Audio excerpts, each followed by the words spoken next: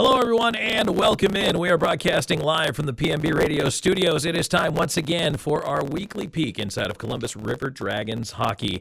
This is the Behind the Bench Coaches Show, presented by Mike Hostelo Law. Joined every week, as I am, by head coach Jerome Bechard and this week's player guest, Alexander Jmaeff. So, guys, thanks for joining us. Good to be back, talk a little hockey. Boomer, first of all, how you doing? It's a beautiful day out, Tom. It's gorgeous. Absolutely gorgeous. This is why you play in the South. This is why you play in the South. Like I said, prior East Coast League, getting drafted, never play up north. Never play in the East Coast League 1 because it was a beer drinking goon league, and then play in the East Coast League and opportunity in Birmingham, and I said I would never play up north. If I'm playing in the minors at a level, at that point it was the lowest level. Right. And I'm like, I ain't playing in Toledo, Ohio, or Dayton, Ohio, or anywhere up north. I don't care how good your team was. Sounds like you just don't like Ohio. Well, wherever whatever it was, I was going to be down south. It was going to be, if I got to be punished by playing in the minors, I got to play in a nice spot. That's fair. And Alexander Jmaeff joining us. Chamber, thanks for coming on. Appreciate you being here. I really appreciate it. Thanks, Tommy. Hey, glad to have you. I got to ask you about the hat. You were saying that's your buddy's record label. Tell us a little bit about that. Oh, yeah. What you got going there? My buddy's traveling around. He's selling T-shirts for, it's his brother's band, but Reed Southall Band. Shout out to them, band out of Oklahoma. Some Oklahoma records. They got some good tunes. But yeah, appreciate it. Gorgeous day out here down in Georgia. I mean, I've been living over in Alabama, but same thing, I guess. It is. And, just now we're back in time, but. Yeah, I really appreciate it. And it really, it's not, because I'm on the same side of the river as you are. So, I mean, it's it's a little different, but it's not too bad. You go 20 miles north, now you're in Central Time. I mean, or 20 miles south, then they go in Central Time. Right. It's interesting. Just a very quick anecdote. So, if you drive west down the street from where I am in Smith Station, the very first Dollar General is on Eastern Time, even though it's in the Central Time Zone. But the one 2 miles down the road from it is on Central Time. But they both close at the same time. One closes at 8, one closes at 7. True. So they both close at the same time. So just those little, I guess those idiosyncratic things you have to get used to. I also noticed that here, because we're technically on the western edge of the Eastern Time Zone, the sun sets real late, but it doesn't come up very early in the morning. So when I wake up, it's still dark, which I'm not necessarily used to. That's an adjustment. Time changes in 2 weeks or 3 weeks, I think, so then it gets different. We'll get to that. Yeah, well, that means playoffs are coming. Yeah. We're getting up on playoff time. Playoffs are pretty much here. Yeah, it's a 6-week run now, and the entire season's a marathon, right? I mean, it's obviously not a sprint. 56 games is enough to keep anyone busy. But now that you've gotten a lot of it behind you, what are your thoughts on getting to the end of February and doorstep in March? Well, you know what, I mean, Jeremy, I can probably speak to this, but I mean, as a player, and as a fan, you don't really see anything that goes on within the team. All you see is wins, losses, and happy faces or sad faces, but as a member of the team and player, I mean, you go through a lot. I mean, again, guys have personal lives, they got stuff going on, Jeremy's got bills to pay, or whatever, back from school, and there's different pressures other than coming to work every day. I mean, so, again, you got to manage that somehow. I mean, life can be overwhelming. It doesn't matter what job you're in. We just happen to not even have a job to play a sport and get paid for it somewhat and enjoy it. But a lot of pressures in life that, you got to deal with, and everyone deals them differently. And as an athlete, professional athlete, and even a premier athlete, wherever, you got to be able to deal with those pressures somehow and be able to park them and put them in the parking lot over here. Hey, this is my zen time. This is my go-to time.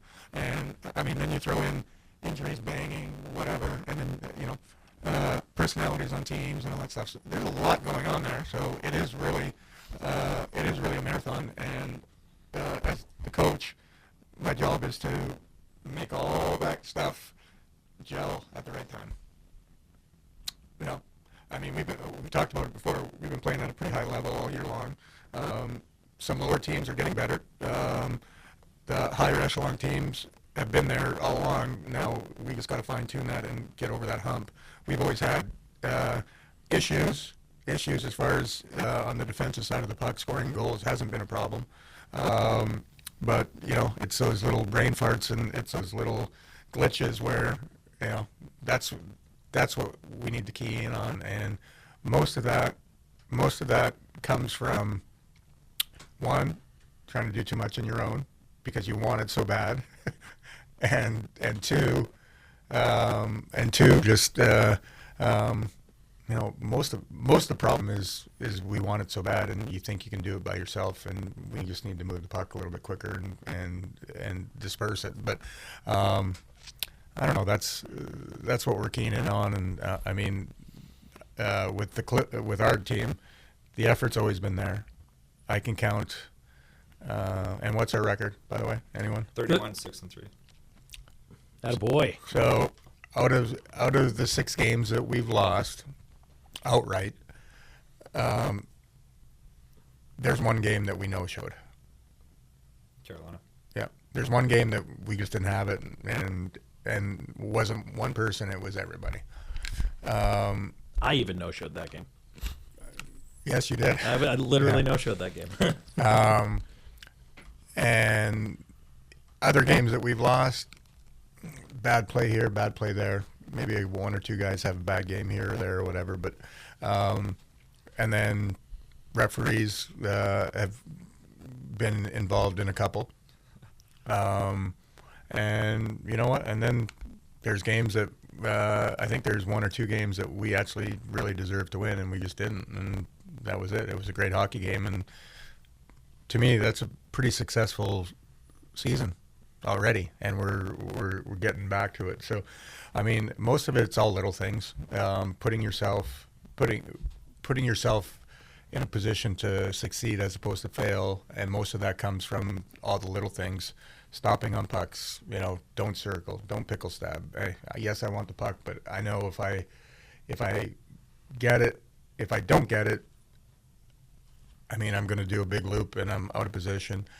Might as well just bump into the guy by accident, and now you're on the right side of the puck. Yeah. I was saying to a couple guys in the room today, if we were doing a 24/7 behind the scenes on our team, we would have quite the reel at this point in the year. There's a lot of good stuff going on, but this episode today, starting today, it would have been called the home stretch. This is that part of the year where you got a little bit of new blood, and we're gearing up for a year-long goal. We take a step back, you look at the standings, we're in an absolutely great spot. And that's what happens with teams that have a high standard, is when something does go wrong, it seems like it's the end of the world. Where we have the personnel, we have everybody here that can do a job, and, it's just about putting it all together at the end of the day. It's interesting you talk about that, Jammer, because you're a guy who ACHA championship last year, Watertown FPHL championship. I mean, let's not talk about that. Well, okay, so generic team, I'm a just generic title, but you were on it last year. I'm just kidding. They were in that team with the yellow jerseys and black print just said hockey on the front. But you've done it twice now, a couple different levels. What do you see, and what do you bring from that championship experience? Number one is the folks out there don't know, we had a great practice today. Hardworking, high energy, physical. I'm terrible on a pool, basically. Oh, the ice was brutal. You should see it now. But you know what? That's what. Those are the little things. Those are the little moments, and that's what it takes down the stretch and in these big games, is these little moments that you kind of chip away at all year, and then by the end of the year, they go your way, or you've been practicing those little habits all year, and then it comes to fruition. And that's just what we need to be working on now. We got 16 games left. Yeah, it's perfect. We just need to perfect what we're going to do, and then mentally just kind of zone in on our goal. And no matter where you go, buildings are different, right? Sometimes you're going to be playing in a swamp. Sometimes you're going to be playing on bad ice for other reasons. Sometimes the glass is weird, the boards are funny, but both teams play in the same rink. Yeah, no, I mean, obviously home ice, you know where your kicks are. Like, I mean, in Columbus, we definitely have a couple kicks. Ice is always going to be average or below, just with the weather and all that stuff. And, I mean, Mississippi's the same. I'd like to think farther north you go, the better the ice is. But, I mean, Danbury was bad.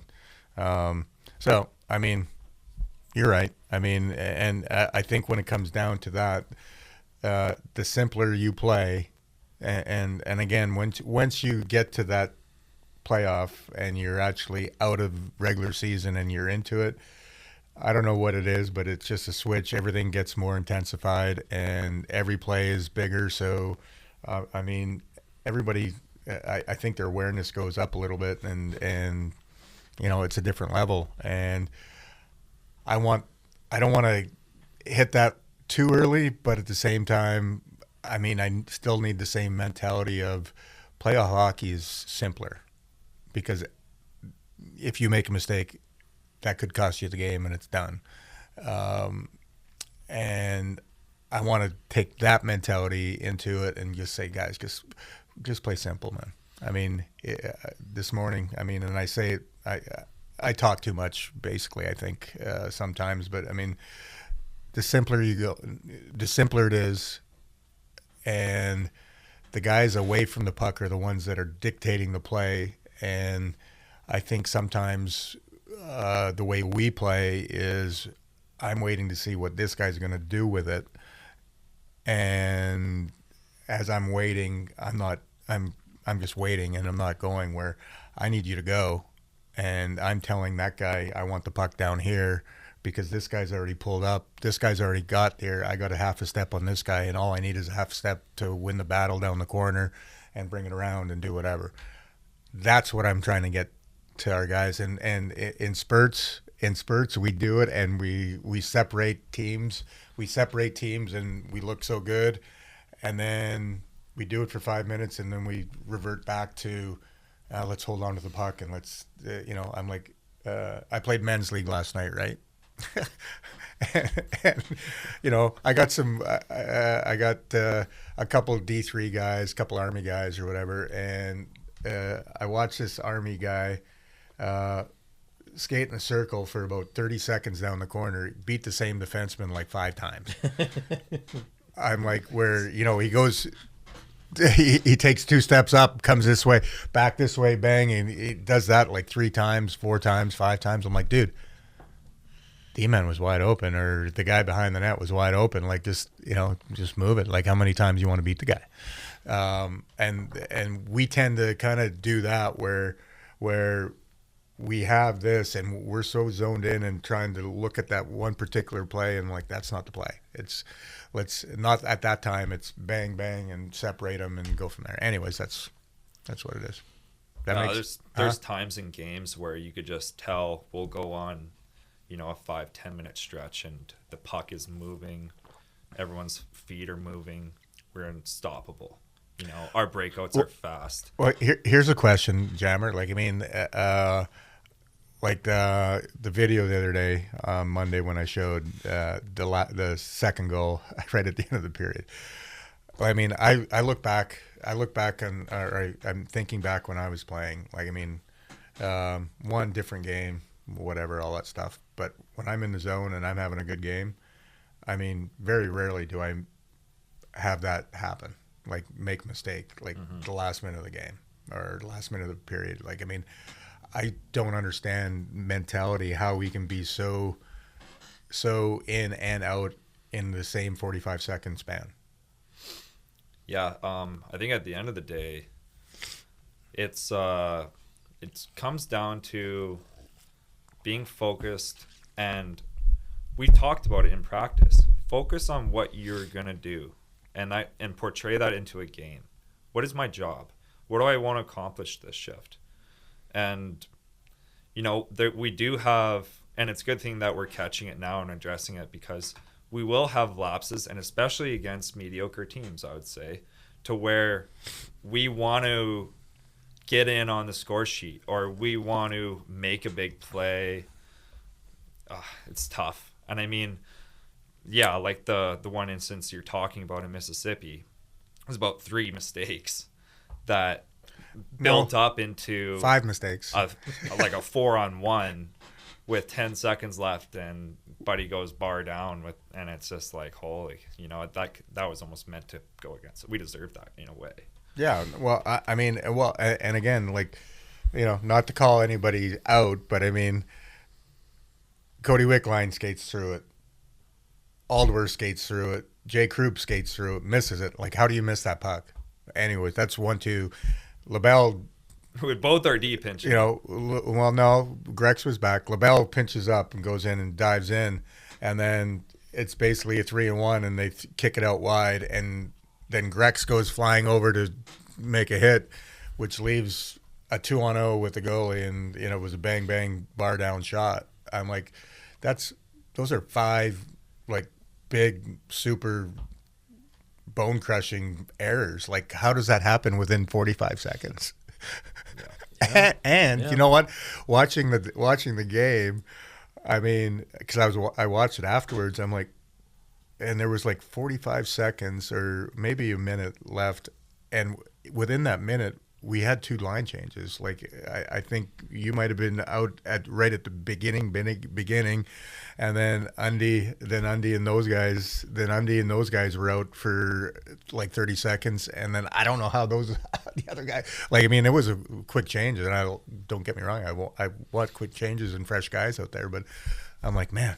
Anyways, it's an awful lot, but yeah. Teaching moment, right? Well, and at the same time, like, I mean, the positives are, I mean, bounce back, come back, take control of the game. I mean, the negative on Friday night in Mississippi was, you know, we let them get back in the game like twice. You know, hey, we're on the road, 4.5-hour drive, whatever, on the road. They're coming off a 3-game losing streak or whatever, so, you know, they're going to come out. So, yeah, they got actually their first goal. I think we could have played it differently, but it was a nice goal. We bounce back, have a good power play, zipping it around, perfect. It was beautiful. Nice goal, back in it, 1-1. It should have been 1-1 going out of the first period. Now we're down 2-1 going, you know, came back, bounced back, up 3-2, bang, 3-3. That's what I don't like is we allowed them to get back in and guys just lock it down, and got to give Mississippi credit because they play well. They played hard and they played well, and I mean that's part of the game. So good teams find a way to win, and the teams that are struggling and maybe have been playing better, they always find a way to lose, or they don't know how to win. They don't know how to get over that hump. So that's a positive on us. Well, let's take a quick break on that note. When we come back, we'll talk a little bit more. Head coach Jerome Bechard of the Columbus River Dragons, and this week's player guest is Alexander Jmaeff. We'll be right back with more of the Behind the Bench Coaches Show presented by Mike Costello Law. Welcome back on the Behind the Bench Coaches Show presented by Mike Costello Law. Oh, I hit the right button, you know how I know I've hit the right button? Because I haven't turned your mic on yet. Okay, now your mics are on. That's how I know I've hit the right buttons. See, that's why. Never mess with the guy who controls the buttons. Anyway, Behind the Bench Coaches Show, we're back. We're actually having fun. It's a good show. We appreciate everybody listening, and thank you so much for being there. Our radio affiliate network as well. We appreciate you guys joining us every Tuesday night. And right now we have head coach Jerome Bechard here along with this week's player guest, Alexander Jmaeff. Guys, we're really kind of getting, not so much into the weeds, but really getting, into the nitty-gritty, talking about different things that can really, within the course of a shift, make or break a game, a period, sometimes even a season. I don't want to make it sound that dramatic for the River Dragons. They've done really well this year. But, I mean, all those little things are so important. Yeah, and tack on, or just continue the conversation a little bit. I mean, as a team, successful of the team, I mean, everybody wants to be that guy, right? And our team, everybody wants to be that guy, right? Our definition of being the guy is being the guy to put the puck in the net. Now, moving forward, the definition is being the guy to make that little play, that right play, that defenseman making that quick pass to you so you can get going. That defenseman that, instead of shooting the puck at the net from the red line on a dump in, does a hard ring so we can attain possession, and then just let things, all those little things that progress into us being successful. That guy that blocks a shot on a penalty kill. That's the definition of the guy. in my opinion. A block shot, a great defensive play, a great save by a goalie is as important or just about as important as the guy that, if not more, is the guy that gets the game winner. Yeah, and that, I mean, so the technical statistical definition of a hit is a hit that separates a man from the puck. And we have guys on the team who are very good at that, at getting in there, getting under guys. I mean, you talk about it all the time, Boomer. Some of the guys that you have, like a wick line type of player who can get in, get under, kind of pop a guy off the puck, and dislodge them. You got to love the big hits too. I mean, those explosions can curry a lot of excitement and get the momentum going. But when you come out with the puck, to me, that's one of those little things that really matters. Well, and on the offensive side of things, it's not so much the hit, but it's the quickness of what you do. Like, I mean, a wick line, just say Wicks. Like, I mean, he's not the most physical presence out there. I mean, and his forte is probably to get in and a quick maneuver out and beat the guy off the boards. Beating the guy off the boards is the most important part of the whole thing. Hey, I don't mind a guy getting hit. I want the guy to get hit. I want Greco to hit me hard, because I know if he hits me hard, he's totally out of control and is probably off balance. And when he's off balance, I know I can scoot around him and take the hit. I know he's out. Now I'm off to the races and I beat him back. That's what we need to kind of accomplish on that. And, Jammer has the puck in the corner. Pulls up. Guy's coming. Before the guy even gets to him, I want Jammer to throw it that way and beat him as that guy's coming back. All you need is just a half step to get past that guy. And now he's either going to take a penalty or you're going to have a straight shot to the net. Maybe not a shot, but, get open for a pass type thing. So, that's all the little things that we need to accomplish. Yep, that little half step, right? And that's the difference. It's just these little plays that, at the end of the day, especially in tight games against good teams, they make the biggest difference. And you think back about certain games and like, man, that was such a good game, and we won by the skin of our teeth. And do you remember that block shot by so and so, or do you remember when we got that chip off the glass that created the 2-on-1? Like, it's these little things that guys remember that kind of speak louder than sometimes the big moments. Because when you're in that quick gameplay, you see these little things that necessarily the fan doesn't see. And like the 9-0 game against Delaware Military Night. Who scored? Do you know who scored all the goals? No. I mean, I could tell you a few of the guys who scored. But yeah, point taken. Yeah, like I mean, but overtime winner, you probably know who or what. That's no, exactly. A great comment. Yeah, no, it's and it's so easy to just nitpick and we need to do this, we need to do that, and at the end of the day, we need work ethic, we need communication, we need to be a team. And that's what wins big games. That's what wins the last game of the year. So, Jammer, let's talk a little bit about you, your path, where you've come from. Let's take a break before we do that, but we are going to get into it on the other side of it here. So stick around. We've got more coming your way, and we're going to find out a little bit more about the background of Alexander Jmaeff. He's this week's player guest, and this is the Behind the Bench Coaches Show, presented by Mike Costello Law.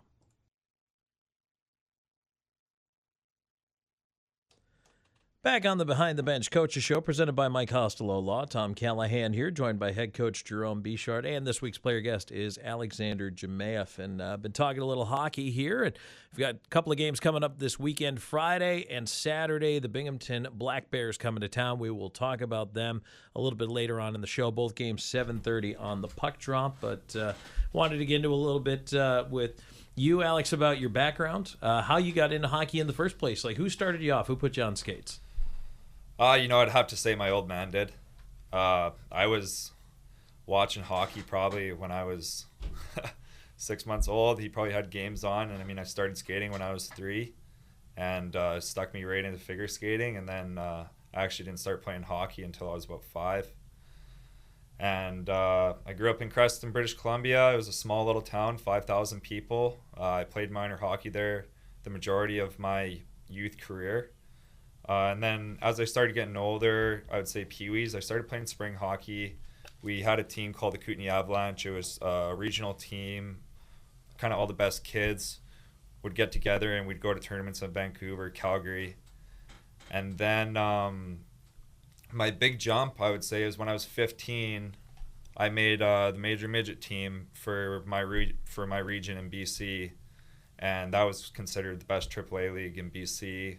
And then that's where I started really kind of getting into, okay, this is what I'm going to do. I'm going to play juniors or whatever, or try college, or, you know, that's where the focus really set in. But from a young age, it was, my dad.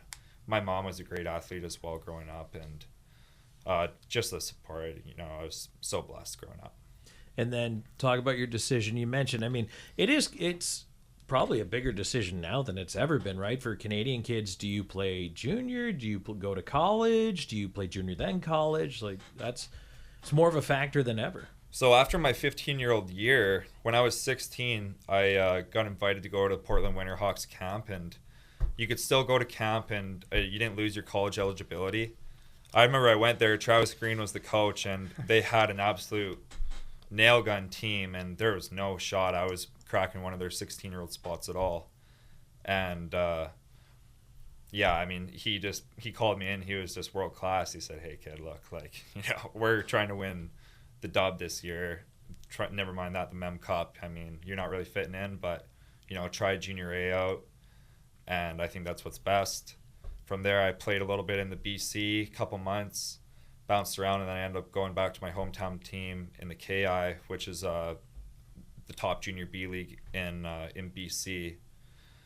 And then, when I was 17, I got invited back to go to a dub camp. It was Everett Silvertips, and I actually did really well. And then they invited me to go to Xyz, but didn't guarantee me anything.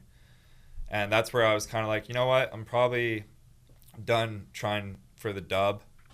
Let's try and focus on junior A and go in the college route.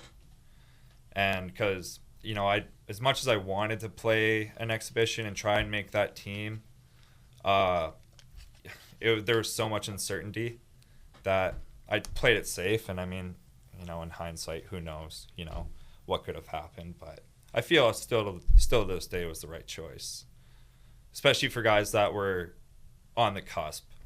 If you're young, I mean, I love that I have a college degree now.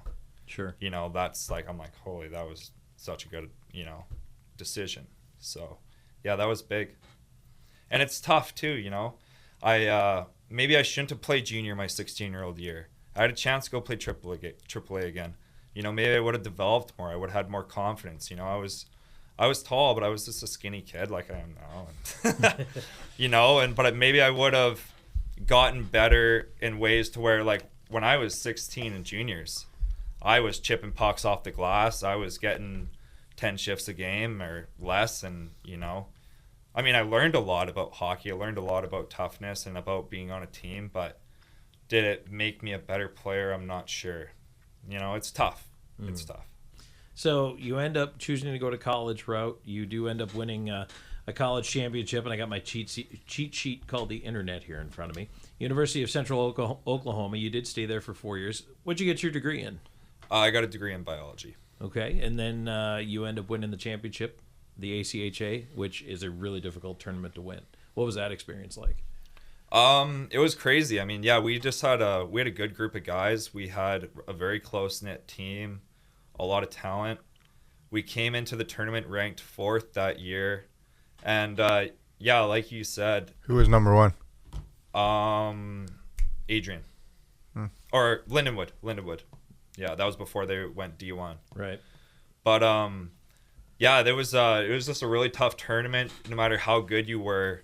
Just because it was a Grand Prix style, you won until you lost. And if you won every game, and you won the last game, you won the tournament. So, and anything. One game and you're out? Yeah. One game and you're out. If you won, you're on to the next in the bracket. Yeah.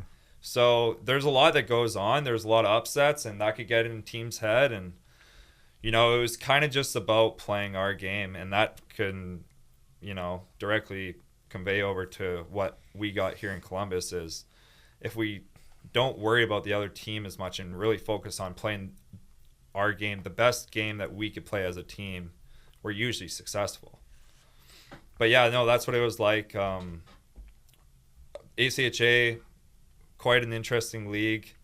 I would say at the start, the top 10 teams were, we could definitely beat a bunch of Div 3 teams, top 10 in ACHA Div 1.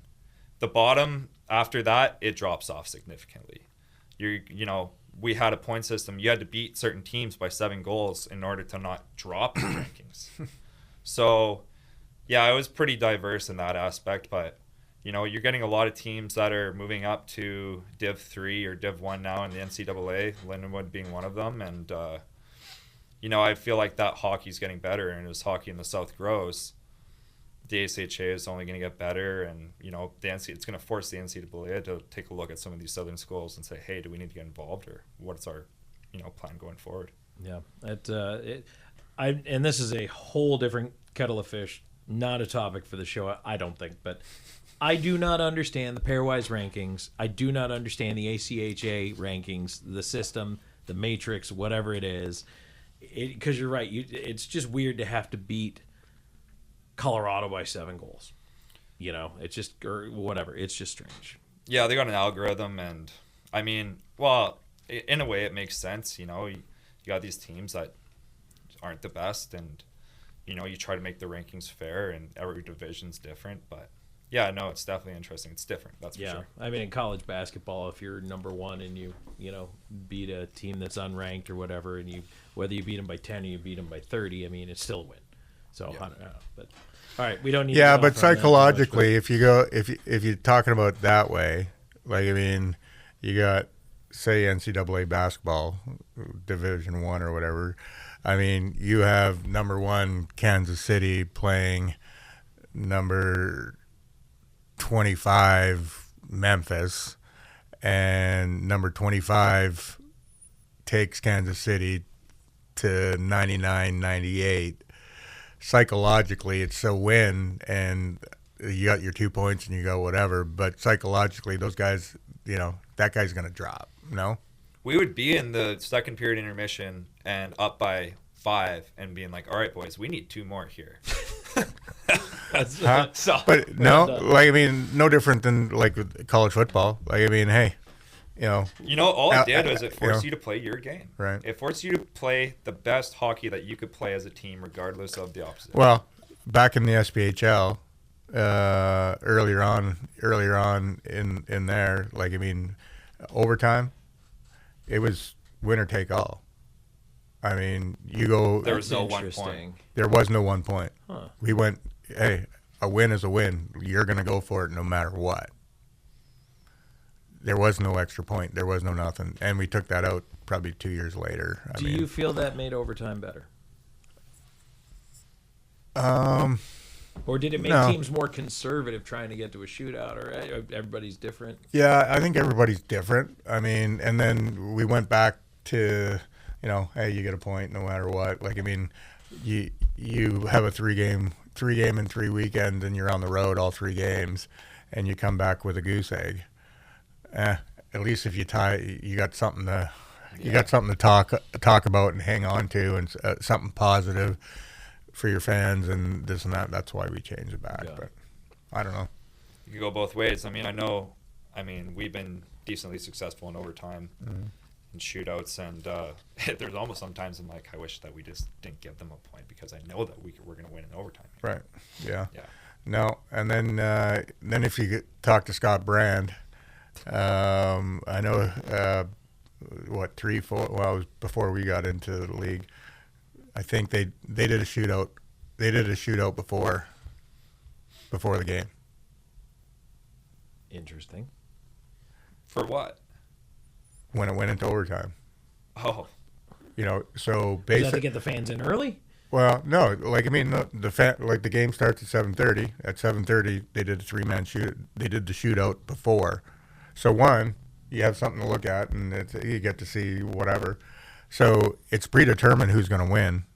If So it goes to a tie. if it goes to a tie, Okay. so as a coach, I know I lost already, so we're going for it. Whatever it makes you make a really hard coaching decision. Yeah. You know, especially if you lost the shootout. You know. Yeah. You know, if you lost the shootout, I gotta go for it. You know what I mean? Yeah. Interesting.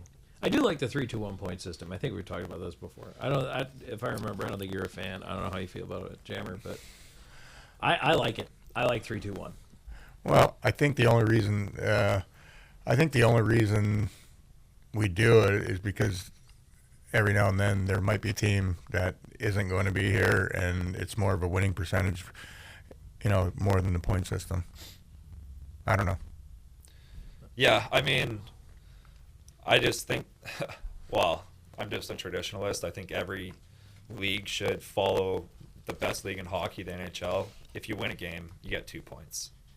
And if you go to a shootout, they have that additional point there for the losing team, or go to overtime. The winning team still gets 2 points. I used to be a hardcore traditionalist when it came to that stuff. No shootout, 5-on-5 OT. If we don't win, we tie. Then I saw how much the fans love the shootout, and I saw how much the fans love 3-on-3 overtime. I said, all right, let's do it. Well, how about this? I don't know if fans really like the shootout. Yeah, that's what I was going to say. Would you rather have golden goal 3-on-3? Somebody somewhere is doing a 3-on-3 for a minute or 2 minutes, a 2-on-2, and then 1-on-1. Well, what did we do last year? We did 1-on-1, that's 4-on-4 for. Did we not do 4-on-4 and then 3-on-3? No. Anyways, I mean, I don't know. Like, again, back in the day in the SPHL, we did some different things, like the 2-point thing and whatever. A win is a win. I kind of like that. A win, you get 2 points. Loser gets nothing, no matter whether it's in overtime or not. Yeah, I mean, all those little things. It's a little harsher. It is. It's a little harsher, but I mean, I kind of like. I don't mind it. Yeah, and like you say, at the end of the day, I mean, if you're winning those games, and the only downside is for the teams that are looking for something to kind of hang their hat on. Yeah. I mean, you have to sell tickets to your next home game, no Right. matter what. Yeah. But you look at that. I mean, you say, and Jammer, I don't disagree with you as far as NHL. We should probably mimic it for the most part, but the SPHL was the first. We brought in 3-on-3. We were the first ones to do it. You know, the icing, I think we did that as well first, as opposed to, you know, the race to the dot. Yeah, it wasn't. Dots. Yeah. It was get to the dots. Yeah. It wasn't touch the puck. I kind of like. I don't mind that either. It's pretty good, and it protects guys too. I mean, you're always open to referees, whether they have their glasses on or not, and who has a longer stick or whatever. But I mean, I think no matter how they call it, they're getting a couple comments regardless. But. Yeah, you're never going to make everybody happy. Yeah. So, all right. Well, on that note, let's take a quick break. When we come back, we're going to talk about Binghamton. The Black Bears coming into town this Friday and Saturday night, 7:30 p.m. on the Puck Drops. We'll be right back with more in just a moment. This is the Behind the Bench Coaches Show, presented by Mike Costello Law.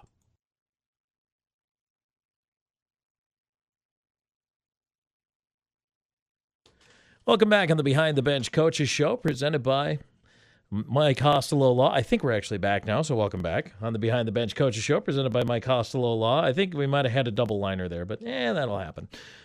Chatting right now with that coach, Jerome Bechard, and this week's player guest is Alexander Jmaeff. Guys, Binghamton coming up this weekend here. Have not seen the Black Bears. By the way, little scheduling quirk, this is the last team that we have yet to see in the FPHL this year. So now we will finally, as a Friday night, have played everyone. Yeah, you know what? You know, I know the personnel. You know Woody, the coach. I mean, you know, I think they play a pretty run and gun hockey game, but you know, they kind of play the right way too. I think they're fairly physical, this and that. So again, I kind of what Jammer was saying. Don't worry about them. We got to worry about us. We execute our game, and we do what we're supposed to do, like we should come out on the back end. I want to think they're going through, and every team does this, a little lull or whatever. I mean, I think they've had a pretty rough stretch, and I think their schedule is pretty tough. Like, I mean, they played 3 games in 3 nights against Carolina, all 4-3 hockey games, all losses. Easily could have won the games, I think. And then you go Monday off, probably skated today. They're flying, or I don't even know if they skated today. They're flying out to New Orleans today. Probably from Syracuse to New Orleans. Bus is picking them up, go to Mississippi, play Wednesday, which is tomorrow. Right. So that's 5 games in 7 nights.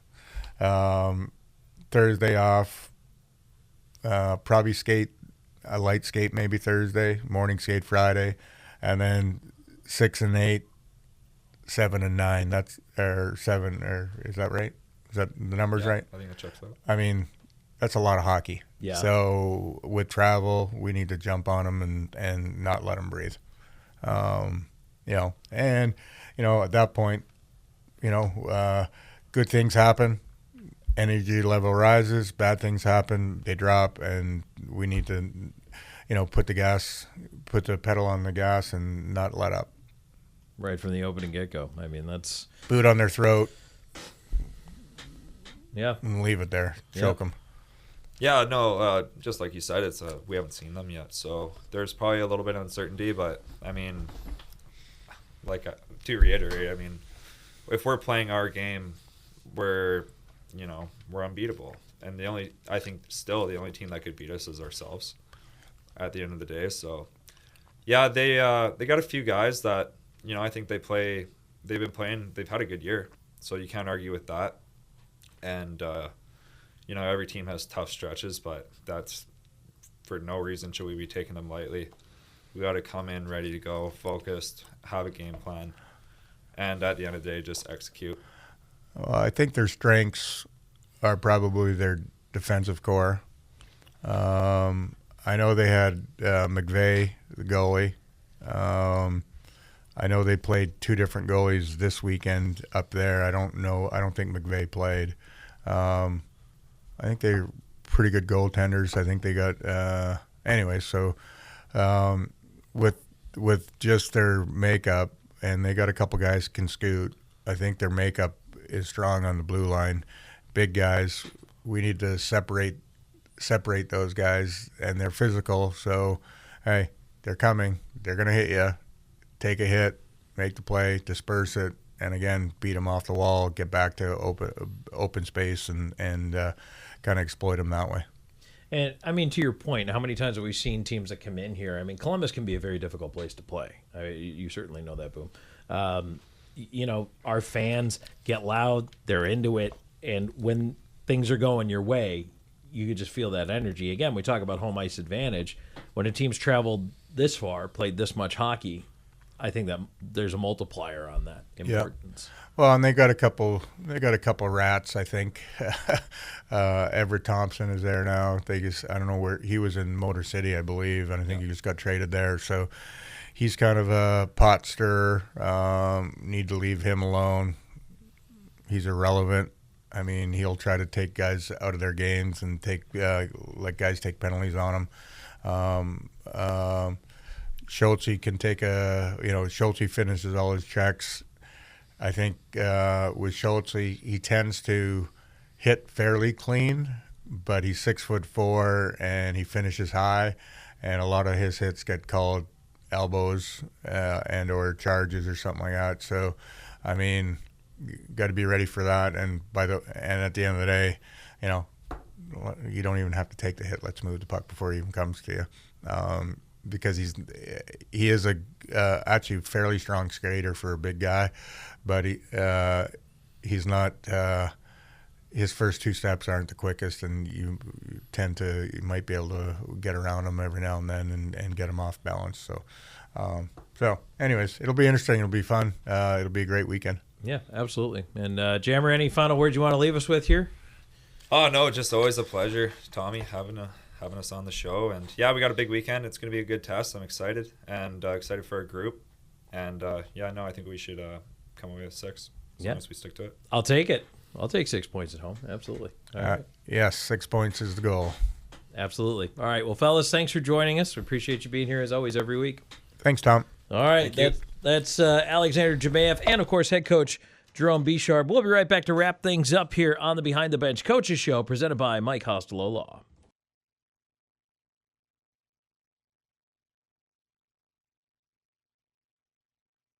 Back here to wrap things up on the Behind the Bench Coaches Show, presented by Mike Costello Law. My thanks to head coach Jerome Bechard, of course, here every single week. And this week's player guest, Alexander Jmaeff. Want to remind everybody that the River Dragons are indeed home this weekend, but you heard Boomer say it earlier. Just 16 games left in the regular season schedule. About half of those are at home. So what does that mean? It means your time's running out if you want to catch the first place Columbus River Dragons, not just leading the division, leading the entire FPHL. And if you haven't gotten the memo yet, this is the best team in the FPHL playing right here in the Chattahoochee Valley. So if you want to come down and check out the games, tickets are on sale now for all remaining home games through the Civic Center box office and online at Ticketmaster.com. If you need a game schedule, if you want to know what else is going on with the team, you want to catch up on some recent news, rdragons.com. So River Dragons, rdragons.com is the website. Speaking of which, this weekend, Friday and Saturday night, we have the Binghamton Black Bears in town, 7:30 on the puck drop for both nights. And it's youth hockey night on Friday night, and then next gen night on Saturday night. There's going to be a bunch of area kids from the Chattahoochee Valley helping out everywhere. You're going to hear them on PA. You're going to hear them on the radio and YouTube broadcast with me. You're going to see them in arena hosting. We might even get a little Boomer out there. Yeah, that's right. There is an open position for a coaching spot that night with the River Dragons. So it's an awful lot of fun. More information on that at rdragons.com/nextgen. We look forward to seeing you all out there. Single seats start at just $9, so it's fun, family, entertaining. It's a great time. Hope to see you all there. All right. Thanks again, everybody. We appreciate you being here, and we will talk to you next week. This has been the Behind the Bench Coaches Show, presented by Mike Costello Law.